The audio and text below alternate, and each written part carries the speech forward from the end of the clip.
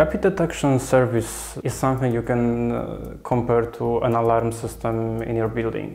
When we detect a breach, we have guys sitting 24/7 watching over your back. When we detect a hacker inside your system, you will get notified even if it's middle of the night. Even if you have the best world-class endpoint protection, a motivated and well-funded attacker will find a way to bypass it and to get into your systems. Which means that if that level of security is bypassed, we need to focus on detecting the attack that already happened at the earliest possible stage, and that's what RDS is about.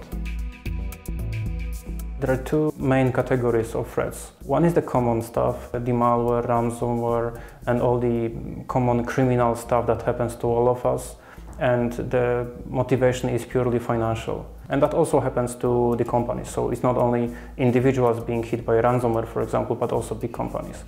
And the other category of threat is advanced threats. So here we're speaking about cyber espionage, companies hiring and very well-paid hackers to get information from their competition, or even state actors, countries, trying to break into other countries. The attacks happen all the time, and sometimes the motivated attackers utilize the time when the usual on-premise security people are sleeping. That means that especially outside business hours, you need a dedicated team watching over your back. Of course, there are some customers that have not experienced a large breach before, and in that cases, the reaction might be by far more emotional. We inform them how to contain the incident and how to make sure they don't accidentally remove the forensics artifacts that can be then used as the evidence, for example, if there is legal investigation. Figuring out what is indeed malicious and what is just an anomaly. And for this, we need human analysts, our experts, who can further analyze the anomalies detected by our expert systems and machine learning. We have a system that uses advanced statistics to automatically detect anomalies in our honeypot data, meaning that we don't need to anymore detect anomalies by just visually looking at the graphs, but the system will do it automatically using statistics.